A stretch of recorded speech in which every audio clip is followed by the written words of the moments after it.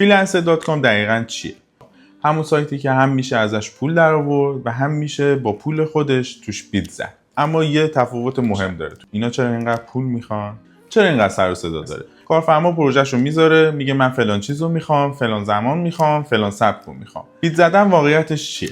اینجاست که freelancer.com یه برگه برنده داره که خیلی‌ها نمیدونن. بزرگترین تفاوت فریلنسر با آپورک همین. کارفرما پروژه رو به شکل مسابقه تعریف می‌کنه. این چیزیه که کمتر کسی به توضیح میده. سلام بچه‌ها. من حامدم و امروز قراره یکی از واقعی‌ترین و مهمترین ویدیوهای این کانال رو ببینیم. چون امروز میریم سراغ سایتی که خیلی‌ها فقط اسمش رو شنیدن، خیلی‌ها بدون تجربه ازش تعریف میکنن و خیلی‌ها وقتی واردش شدن با این جمله ازش خارج میشن. اینا چرا اینقدر پول میخوان؟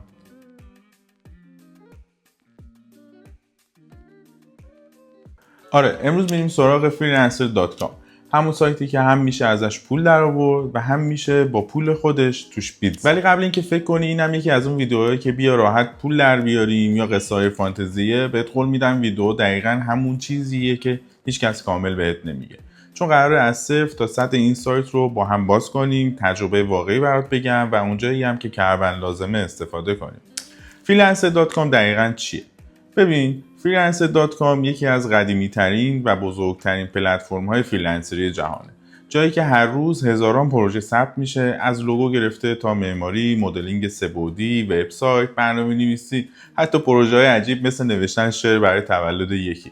از بیرون خیلی شبیه آپورکه، اما یه تفاوت مهم داره. توی آپورک تو فقط پروپوزال میفرستی، اما تو فریلنسر باید وارد مزایده بشی. به این مزایده تو فریلنسر میگن بیت. پس برای گرفتن پروژه باید بیت بزنی. حالا این بیت چیه؟ چرا اینقدر سر و صدا داره؟ و چرا خیلی‌ها وقتی میشنون باید پول بدن برای درخواست دادن سریع قیدشو میزنن؟ چیزی که خیلی‌ها اشتباه میفهمن اینه که فکر میکنن خب چرا من باید هزینه کنم تا بگم دوست دارم پروژه رو انجام بدم؟ ولی قضیه دقیقاً این نیست. بیت تو freelancer.com مثل شرکت کردن توی یه مزایده است. کارفرما پروژهشو میذاره، میگه من فلان چیزو میخوام، فلان زمان میخوام، فلان سبکو میخوام. و توی فریلنسر باید پیشنهاد بدی که من این پروژه رو با این مبلغ و تو این مدت انجام میدم.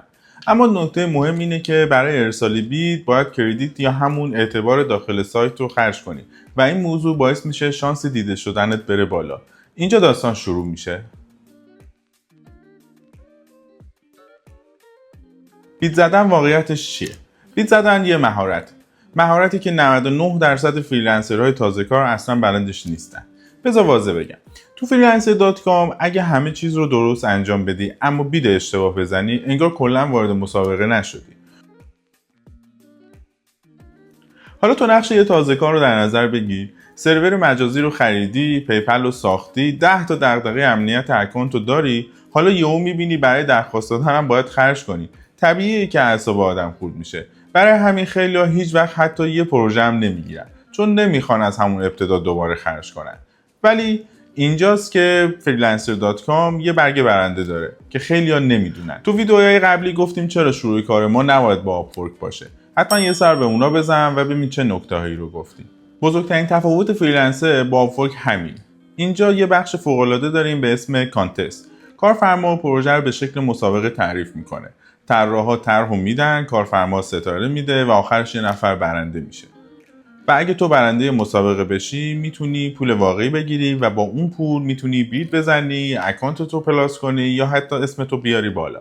این چیزیه که کمتر کسی بهت توضیح میده. ولی بذار تجربه شخصیمو بگم چون خیلی مهمه. ما یه بار توی مسابقه شرکت کردیم، کارفرما کار رو ستاره میداد، نظر مینوشت، انرژی میداد به ما هم خوشحال با انگیزه با فیدبک ها تر رو میبردیم جلو و کاملتر میکردیم تا اینکه رفت. آره همینقدر ساده رفت و ما موندیم با 20 ساعت کار و هیچ پولی. چرا؟ چون مسابقه گارانتی نبود. گارانتی یعنی چی؟ یعنی که کارفرما حسابش وریفای شده و قول داده جایزه مسابقه حتما پرداخت میشه. اگه گارانتی نباشه دستت به هیچ جا بند نیست. دقیقاً مثل تجربه‌ای که ما داشتیم. این یکی از مهمترین چیزهاییه که باید قبل از شرکت تو هر مسابقه‌ای بدونی. حالا اینکه بگیم مسابقه عالیه و همه برن تو مسابقه، نه، اینم درست نیست. بیایم منطقی ببینیم. خوبیاش چیه؟ یکی اینکه رایگان میتونی شرکت کنی، پول واقعی میگیری، نمونه کار حرفه‌ای میسازی، کارفرماها سریعتر فیدبک میدن و شانست برای ساختن رابطه کاری زیاد میشه. بدیهاش چیه؟ ممکنه 10 نفر طرح خوب بدن، ممکنه لحظه آخر همه چیز عوض شه، ممکنه گارانتی نباشه، ممکنه زمان زیادی بذاری و برنده نشی. اما یه نکته مهم وجود داره. اگه درست شرکت کنی و درست انتخاب کنی، مسابقه سریعتر از بیت زدن میتونه پول برات بسازه. و این چیزیه که کمتر کسی بهت میگه. اگه تا اینجای ویدیو فکر میکنی مطالبی که داریم بهت میگیم مفیده، یادت نره کانالمون رو سابسکرایب کنی تا از بقیه ویدیوهامون جا نمونی. تگ ها تو freelancer.com مثل راهنما هستن، مثل گارانتی. مهمترین تگه، یعنی کارفرما وریفای شده و پرداختش قطعیه. تگ بعدی ارجنته، یعنی عجله داره، فیدبک سریع میده، معمولا تعداد رقبا کمتره چون وقت ندارن طرح بزنن. تگ بعدی سیلده، یعنی کارهای بقیه شرکت کننده ها رو نمیبینی، هیچ کس نمیفهمه چی فرستادی. این خیلی کمک میکنه که ایدت دزدیده نشه. اگه مسابقه سیلد نباشه میتونی خودت کارتو سیلد کنی، ولی باید حدود $0.5 پول بدی. تگ بعدی فیچر و پاپیوله، یعنی مسابقه مهمه، چشما روشه، معمولا جایزه بزرگتره و ارزش شرکت بیشتری داره.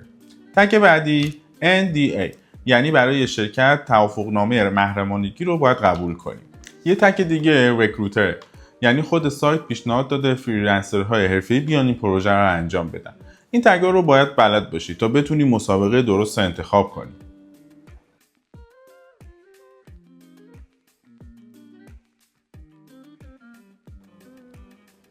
چطور مسابقه درست انتخاب کنیم؟ این مرحله نقطه تفاوت آدم‌های موفق و ناموفق تو freelancer.com. برای انتخاب مسابقه درست 4 معیار اصلی داریم. 1. گارانتی بودن مسابقه است. اگه نبود شرکت نکن، به ویژه اگه تازه کاری. 2. تعداد شرکت کننده ها. اگه هنوز 10-20 نفر اول هستن شانست خوبه. اگه 300 نفر اومدن خب سخت‌تر میشه. 3. جایزه مسابقه. جایزه $10 وقت گذاشتن نداره. اما 50 تا $100 اونم بدون خرج کردیت، چرا که نه. 4. کارفرمای فعال. اگه کارفرما چند تا ستاره داده، چند تا فیدبک گذاشته، یعنی فعاله، این خوبه. چطور تو مسابقه شرکت کنیم؟ همیشه اولین طرح رو اسکچ بده. نه رندر سنگین، نه طرح نهایی. یه اسکچ تمیز که بفهمه کارت چیه. چرا؟ چون اگه خوشش نیومد راحت عوضش میکنی. اگه خوشش اومد با فیدبکش میری جلو و کاملش میکنی. این چند برابر شانس بردن رو زیاد میکنه. بعد از برنده شدن چیکار کنی؟ وقتی مسابقه رو بردی پول میاد تو کیف پول فریلنسر. بعدش یا میری اکانتت رو ارتقا میدی، یا کردیت میخری، یا بید میزنی. ولی مهمتر از همه این برد اکانتت رو معتبر میکنه و این همون قدمیه که میتونه مسیر فریلنسری تو این سایت فعال کنه. freelancer.com سایت آسونی نیست، ولی واقعا سایت قابل اعتمادیه. پول میده، پروژه های واقعی داره، مسابقهاش درسته، اما فقط برای کسی نتیجه میده که بدونه چی کار کنه. تو این ویدیو سعی کردم چیزی رو بگم که هیچ کس کامل نمیگه. نه پکیج فروشا، نه کانال‌های انگیزشی، نه اونایی که فقط اسم سایت رو شنیدن. این سایت واقعا میتونه بخشی از درآمد دلاریت باشه، ولی باید باهوش بری جلو، نه احساسی. تو این ویدئویی که لینکش رو الان برات میذارم گفتم که قبل ساخت اکانت چه چیزایی رو فراهم کنی. حتما ببینش، چون تو قسمت بعدی میخوام طریقه ساخت اکانت رو تو freelancer.com بهت توضیح بدم. اگه دوست داری قسمت‌های بعدی هم از همین سری ببینی، از ثبت نام امن تا گرفتن اولین پروژه، برامون کامنت بذار تا بریم سراغش.